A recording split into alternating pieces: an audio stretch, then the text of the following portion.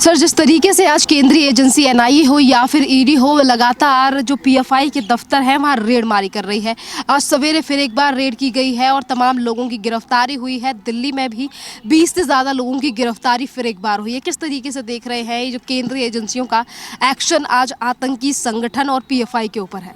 देखिए, ये तो बहुत पहले होना चाहिए था। चलो अच्छी बात है, क्योंकि इन्वेस्टिगेटिंग एजेंसी जो एनआईए है वो बहुत डिटेल में, बहुत सेफ चलती है, बहुत अच्छे से पूरी तहकीकात करके ही चलती है। तो उस तरह से ये एक्शन अगर लिया गया है तो बहुत ही स्वागत के लायक है।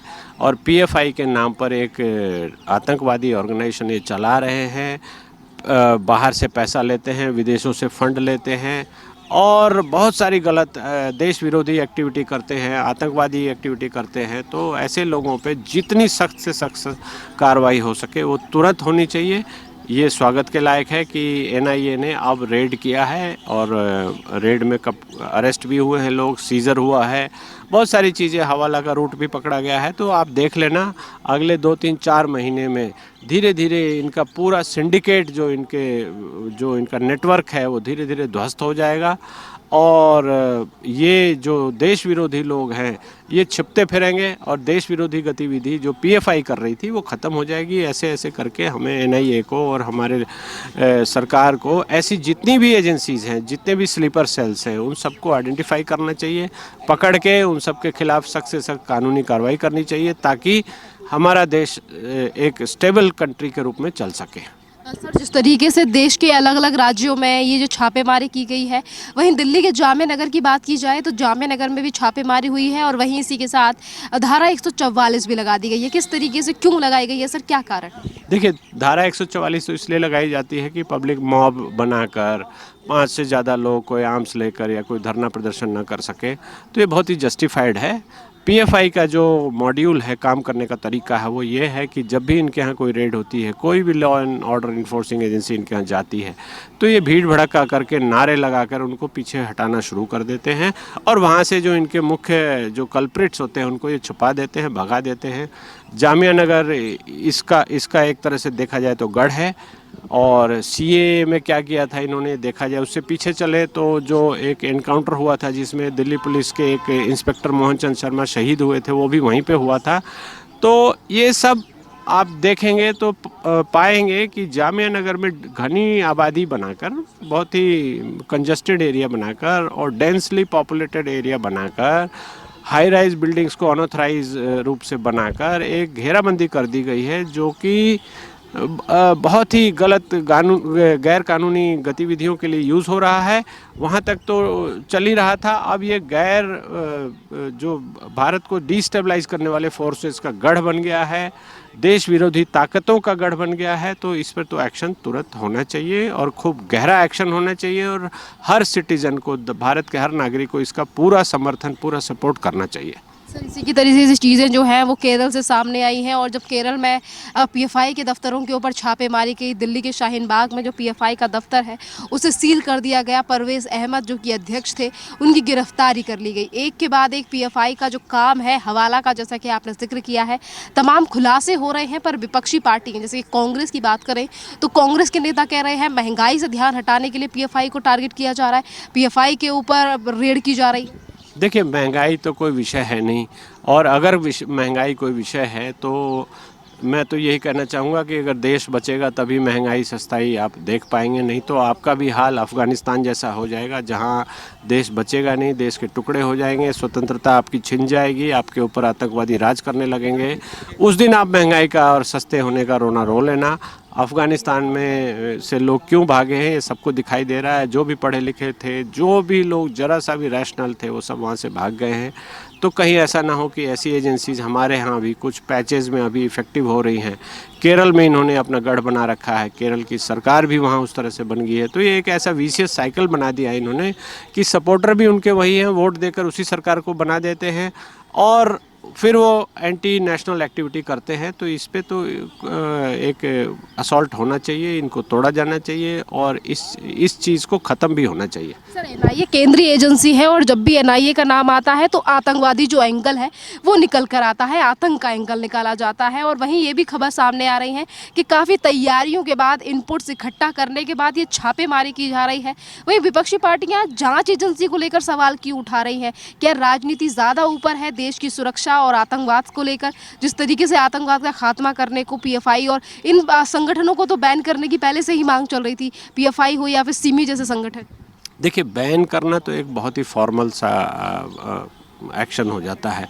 जो लोग हैं वो किसी न किसी बैनर में काम करते रहते हैं, वो अपना फेक बैंक अकाउंट बनाते हैं, पैसा लाते हैं, हवाला में ऑपरेट करते हैं और क्राइम्स करते हैं, स्मगलिंग करते हैं। तो उन पे अटैक होना चाहिए।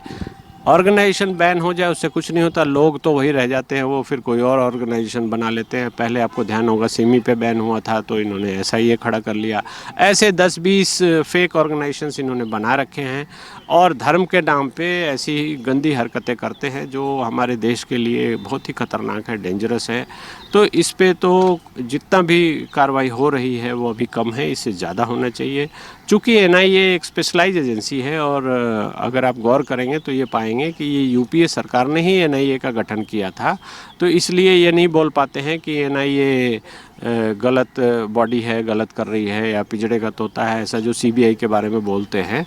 तो ये इनके द्वारा बनाई गई एक एजेंसी है जो आतंकवादी गतिविधियों को, आतंकवादी सिंडिकेट को, आतंकवादी एक्टिविटीज़ को ट्रैक करने, उस पर एक्शन लेने, उनके खिलाफ कानूनी कार्रवाई करने के लिए बनाई गई है। तो वो अपना कार्रवाई बहुत ही प्रोफेशनल तरीके से अब कर रही है, तो उसमें किसी को कोई तकलीफ़ नहीं होनी चाहिए। और विपक्ष को चाहिए कि सामने आकर एनआईए का सपोर्ट करे और एनआईए को वाहवाही दे कि आप बहुत अच्छा काम कर रहे हो, कम से कम हमारे देश को देश विरोधियों से तो बचा रहे हो, विद्रोहियों से बचा रहे हो, जो देश को तोड़ना चाहते हो वैसी फोर्सेस से बचा रहे हो। आप इसको गौर से देखेंगे तो पाएंगे कि ये सब बाहर विदेशी ताकतें जो हमारे देश को कमज़ोर करना चाहती हैं, उनसे हाथ मिलाकर ही चलते हैं। तभी हवाला का पैसा आता है, तभी इनके पास ये बाहर के इनपुट आते हैं और वहाँ से नैरेटिव बनाकर भेजा जाता है कि आप ऐसी ऐसी बातें प्रधानमंत्री के खिलाफ दे और रूलिंग पार्टी के खिलाफ करो या इस नेता के खिलाफ करो या इस राज्य के खिलाफ करो। तो वो सब चीज़ें बंद होनी चाहिए। हमारा देश एक सॉवरेन है, संप्रभुता संपन्न देश है। तो हमें अपने देश में पूरी आज़ादी है कि हम क्या करें। बाहर की कोई ताकत हमें गाइड ना करे, हमें मैनिपुलेट ना करे, हमारी सरकारों को ना छेड़े और हमारे लोगों को ना भड़काए। इसके लिए एनआईए जैसी एजेंसी, ऐसी बहुत सारी और एजेंसी होनी चाहिए और बहुत सख्त प्रावधान इनके पास होने चाहिए कि तुरंत ऐसी जो एक्टिविटी रिपोर्ट हो या नोटिस में आए उसको तुरंत ही एक्शन ले। तो ये बहुत ही अच्छी बात है और एनआईए प्रोफेशनली अपना काम कर रही है, इसलिए बधाई का पात्र है। सर एनआईए के साथ ईडी भी है और वहीं अगर उत्तर प्रदेश या फिर अन्य राज्यों की बात की जाए तो एटीएस यानी कि स्थानीय जो पुलिस है, राज्य की जो पुलिस है, वो भी इस पूरे मामले में कोऑपरेट कर रही है। तो इस पूरे मामले को कैसे देख रहे हैं कि जिन संस्थाओं को बैन करने की मांग उठ रही थी, आतंकी गतिविधियों में नाम आ रहा था पीएफआई का लगातार, आज उसकी जड़ों तक पहुँच चुकी हैं केंद्रीय एजेंसियाँ। हवाला हो या आतंक हो, हर चीज़ पर गहरी नज़र रखी जा रही। देखिए, एनआईए तो जो टेररिस्ट एंगल होता है उसको इन्वेस्टिगेट करती है, लॉ एंड ऑर्डर का जो इशू है उनके खिलाफ यूएपीए में केस बनाती है।